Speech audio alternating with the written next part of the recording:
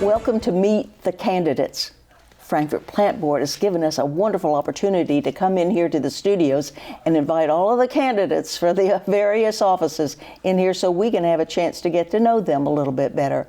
Now, I do want to alert you to the fact that you'll be seeing some information out there, and I want you to pay attention to it, about a candidate forum on April 26th. It'll be down at the hotel, and it would be great if you could participate in that. If not, submit some questions, but make sure you pay attention to that one. And then please join us for the live election returns coverage on May the 22nd. We'll be broadcasting from the county clerk's office, and we'll bring you those results just as soon as they're available. But to get to the point where we can actually have some election returns to bring to you, we're going to meet the candidates. And on this edition, we're talking with Chris Quire. Now, Chris, you're running for sheriff of Franklin County. What positions do you hold within the community that would make you want to sit in on that kind of a responsibility? Very good question, ma'am. Well, I'm a lifelong member of this community, and I've served in local law enforcement 18 years. I've had a very successful career, and I'm proud of that. I'm currently the rank of captain at Frankfort Police. I started at the lowest paid position you can be at the city, and that was meter maid back in '99. And it's probably the worst job I've ever had, but I learned really quick that I didn't want to do it for very long. So I started hanging out in between chalking the tires. You get 2 hours to go find a safe place because people get pretty mad when you write them a $10 parking ticket back then. So I started hanging out at the sheriff's office. That was my safe place. And long story short, Ted Collins was the sheriff, and he gave me an opportunity to go to the police academy. So in 2001, I was hired as a deputy, and I spent 2 years there. And then I moved on to the city police, where I've had the ranks of sergeant, lieutenant, and captain. Currently, I'm the public information officer. I'm over our special events, and also I manage our fleet of over 70 vehicles. That's great experience. Why would you want to tackle a heavy responsibility of trying to serve as sheriff? Sure. I have a burning desire to be a community leader, you know. It's something I've always wanted to do. I watch other people. I've been in government a lot. I see some things I like and some that I don't. And I also you see the signs, I'm sure if you live in Frankfort, Quire's Law Enforcement. I named it kind of because I'm a police officer and I mow. So I have a business mindset going into the budgetary problems and things like that. I know how to make the best out of sometimes when you don't have enough money to cover it, you have to make adjustments, you know, being a business owner. Well, one of the biggest issues that we're facing right now, which will impact you tremendously if you win this election, and that is the increasing drug problem. How do you view it? What is your picture of it in your own mind, and how do you think you would attempt to deal with that? I've thought a lot about it because this problem is not unique to Frankfort. You look around the nation and the world, and there's a problem. What I do know is we've been doing the same thing for years, since the 70s. The only thing that changes is the drugs. You know, we arrest people, we put them in jail, and there's 3 more people to replace them, and then they get out, and you know, pretty fast they're back on the street. So you see, you know, back when you had marijuana, it was the worst thing ever, and then we went to cocaine and then heroin, and that was the end of the world. And now here we are at fentanyl, and it may be the end. But what I do know is we have to work together and share resources. You know, what I would like to do to combat our drug problem in Franklin County is work with the city police, which I have a very good relationship with, and also I've reached out to the post commander at state police. I believe we could have a task force and stop duplicating services. You know, when you have a half a dozen police agencies in one community, we could all work together and probably do a lot more by sharing the resources and responsibilities. You know, we may be working a case that another agency's working. We don't know. We're all doing our own thing. So what I want to bring to the table is, a multi-agency task force. And, there's arguments on the other side. I spoke to the FOP Lodge last night, and one of the sheriff's deputies had a very good question. He said, how can you do this when we've been trying to do it for the last 7 years? But what I will say is the only constant there is the sheriff. We've had 3 police chiefs. You can't tell me that all 3 of those chiefs weren't willing to work together. Out of one of them, we have a new chief now. He's been in there since, October. He was acting chief up until December. So I just feel like a new sheriff, a fresh idea. I do have a good relationship with the city police chief, and I've reached out to the Post 12 commander. So what I would do is make that task force work. Now, there have been some issues come up about staff members in there. What do you see as your responsibility, and what changes might you want to institute as far as staff oversight goes? Well, that's a very good question. There's several employees of his, and also in the community, they'll say the sheriff's the highest paid deputy, meaning, he still works the road, he still gets in the action. What I want to do is be the leader and the manager and be in the office. I'll be a full-time sheriff in the office, 8 to 4:30, and I'm not saying I won't be out in the community doing events and community projects, and I'll be there when I need to be, but I'm going to have supervisors there for the road. We know how to work recs. We know how to write tickets, answer calls. The sheriff really should spend more time in the office. I've been doing this 18 years. I don't need to run around and answer calls and be everywhere all the time. I'm not a Hollywood sheriff per se. But I will be your full-time sheriff that's in the office. Now, you alluded to the fact that budget is a concern. You have to pay for the services that you provide. It doesn't just happen. So there are some big issues coming up that relate to the budget there. Have you had a chance to analyze that sheriff's budget to see how you might want to adapt it? Sure. I looked, the budget's around 2.3 million, $1.5 million's payroll. I think there's some ways to save money by working together. For one, if you pull the 16,000 calls that the sheriff's office responded to last year, a majority of those are in the city. This isn't a competition. You have a police department that's nearly 3 times bigger. I mean, we're allotted 62 officers. So why does the sheriff feel the need to police the city so much? When the city asks for help, we'll certainly be there, but we're not going to compete with the agency that size. We're going to get out in the 4 corners of the county and police the county. One of the biggest things that has hit the news, is school safety. How do you see the sheriff's office involved in making sure that our students are safe? Absolutely. It's at the top of my list. My wife's a teacher in the Franklin County school system. She's been there for 16 years. I have a son that's 10, he goes to Elkhorn, and my son's 14, goes to Elkhorn, and my daughter is 10, it goes to Peaks Mills. So it's near and dear to me with having an educator in our home and also our kids. We live here. We have a lot of friends here and family, and we want that to be a priority to make our schools and churches and places a safer place. And I think we do that by working together. It's easy to say teamwork, but it's really hard to do when you get different leaders together. Everyone knows, egos get in the way and things get in the way. So what I want to do is take the politics out and put the kids first. That's what's important. It's not going to be my magic carpet for some political, ride. I will do what's right for the kids, and I'll share information. If another agency gets a news story or cracks the case, it's okay, because you know what? The kids are what matters. And referring to the children's safety, that's still, even with children, the drug issue is a major problem. Do you think that we are sufficient in grabbing them, as it were, and locking them up for a temporary time and then releasing them? Or do you think the sheriff's office needs to implement some plans or see if there are resources available to deal with it in another way? I'm not clear on exactly how much involvement there should be.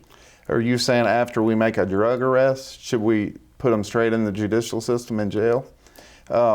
the drug court we have seems to be an asset to the community, but I would like more programs that prepare people for the world. If we arrest you for a drug charge, you come back out, you go walking out of the jail, what do we have to offer you? You're just going to go right back to your old habits. There is nothing else. So I would like to work with other agencies and programs and the judges to do more. We have to support everyone in this community, and there's a lot of people that are struggling from drugs and addictions. There's not very few families you can say that doesn't have an impact on, including my own. There's family members that struggled. So we have to work to help them. And one of the things we can do is when we arrest them and they get out, we need to provide something for them to do positive in this community. If you want to be an active member in this community, you have to have a reason to come out and do something. If you go walking down the street after your charges and you're going back to court in 2 weeks to pay a fine that you don't have the money for, what good is that doing anyone? You end up right back in. And the jail's full, we know that. We do have a problem with Sure. filling the jails, and as you have pointed out, we have a problem with just simply putting them in there for a brief period of time and then releasing them. Where do you think you could look? Where could you ask for help? Where could you seek out solutions for dealing with it? I believe the workforce, the small businesses, some of the other work-related areas, even smaller factories. Corporations aren't apt to do it. Small businesses could. Chris Quire's law enforcement could start hiring folks that are released, and that money goes to their fines. I'm not saying I'm a small business. I'm not big enough to need employees.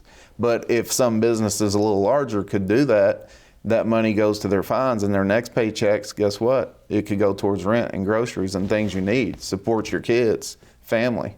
It's just an idea. The shift that we need to be thinking about is more what's beyond the arrest and the charge. What can we do to help people get back on the right track? And that's where I'm a little uncertain about where you look for help in those areas. Is that something that would have an impact on the budget? Is it something that you would have to pay for to go find those answers? Or is there a way to seek out Sure. some sort of resources that would not impact the budget here? I believe there's enough people concerned about it that they would step up and volunteer. I don't think it would cost you any money to go, just like the roundtable meetings we're involved in the community.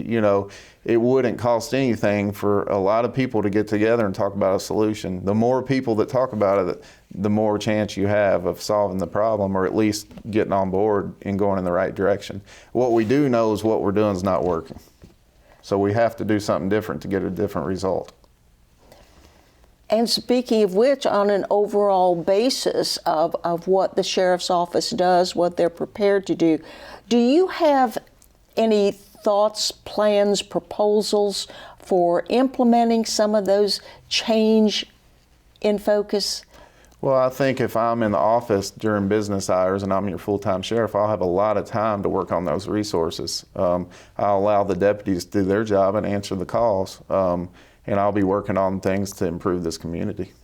Do you think the budget is set up to allow for maintaining the size of your staff? I absolutely do. $2.3 million is more than adequate. So you'll be able to keep all of those Sure, deputies fully funded and Right. outperforming those duties. Absolutely, and I would, if I were doing a budget today for next year, I would do a continuation budget. The hard work's done. The fight's over for the money. The budget's increased probably 100% over the 7 years, so it's time to be happy with what you have and make it work. The fight's done. I would say, give me a continuation budget, and I would smile all the way out of the courthouse. I'm fine with that. I know that not being in law enforcement especially, but not functioning within the sheriff's office, there may be areas that I simply do not see or recognize. Are there items that you would like to bring to our viewers' attention that you think you would want to focus on? The three big things that I'm thinking, I'm sure a lot of you can appreciate it. Number one is safety. My goal is to get a law enforcement officer in every school that we can, especially the middle school and high schools. And how I want to do this is work with the superintendent, and I think we could hire some off-duty officers to cover those hours. If you go by the bank or McDonald's or Black Friday at Walmart, you see police officers. The city aren't paying them. the business hires them at $30 an hour is the typical rate. So how much coverage could we get at $30 an hour? Off-duty officers would love to make the money, and I think we can cover a lot more. You know, we just need a little bit of money to do it. Nicholasville has a very good school resource program. Nearly every school in that community is covered. So what I would like to do is see off-duty officers hired at the, you know, their rate, $30 an hour, and they can police those schools during the hours that the superintendent and the sheriff and the chief, you know, feel like is the most optimum coverage. Secondly, office integrity is a big issue. I will be accountable for our budget. I'll be a good steward of tax dollars, and I'll buy what's practical, not pretty. You know, what we see sometimes, you think, why do they need, you know, a $65,000 F-150 for the sheriff to drive? People ask me all the time. So I'm going to use what's practical. Also, part of my office integrity will be we're going to be held accountable for our driving habits. A lot of the complaints on the campaign trail is city police and the sheriff both get complaints, but I've had more on the deputy cars, maybe because they're Chargers with the push bars, I don't know, but often I hear, are you going to slow the deputies down? So we will be held accountable for our driving habits. So 3 major issues that you want to approach when you could be Franklin County Sheriff. The 3 issues, we want to continue the fight on our drug problem by working together. That's part of my community policing model. I want to get out and work with the community and share ideas and resources to make it happen. Second is office integrity. Be accountable for the budget, work on our driving habits, hold ourselves accountable. And I would also in there like to implement the first local agency to have body cameras. The expensive part of that is the server to hold the data, the information. It's, you know, it can be very expensive, but I want to push, and I would like to implement that department-wide. Body cams are a thing that, you know, the community can instill a little trust, because if you're doing the right thing, there's no reason not to want it. It can save you. It can show you know, that the complaint's either sustained or unfounded. But I think it's important. If you look around the nation, a lot of agencies have went to them. So I would like to be the first in this community to have them. There's a lot of good men and women working there. I'm not saying there's a big integrity issue, but what I'm saying is it can answer a lot of questions that people have. So I'm definitely for body cameras. Now, you did allude to the fact that that is an expensive measure, and I have heard it discussed in other areas, not here, as being prohibitive. Do you think that we would be in a position to be able to fund something of that nature? I do. You know, I believe what you would have to do is give up something else, maybe one car. You're talking, you know, if you gave the road deputies the cameras first, you would need around 14 of them. So, you know, at $1,100 each, it's doable. You may have to give up a car for a year to get them, but what's more important to the community, and what do you get the biggest bang out of the buck for? I think, you know, the staff has their cameras. That's my opinion. You may have to drive a car for another year, but guess what? You know, your whole crew now has body cameras. But the server will be the expensive part of that. When we priced them, it was around $20,000, but that's been 6 years ago. So technology goes down in price typically. So I'm willing to bet that program would be around $35,000 to $40,000, which, you know, a new car upfitted is close to that price. We have covered a lot of issues. Is there something through my ignorance of the issue that we have not covered that you'd like to bring to our viewers' attention? I'm trying to think some of the issues. You know, on the campaign trail, I'm out knocking doors and canvassing and doing things. And, you know, I hear all kinds of stuff. The driving seems to be the biggest complaint. And a lot of people ask why they see deputies in the city more than city officers sometimes. Like I said before, we're allotted 62 officers. The agency that I work for is much bigger in manpower, but we're going to work together. You will see us together, but you also see the deputies out in the county more. So I think it's an issue. The county residents feel like sometimes they don't get the coverage that they're paying for. And I know that the city sits inside a county. So if you pay city tax, you're paying county tax. But there's no reason to duplicate or try and compete with a bigger agency. There's no need for it. We'll work together as needed.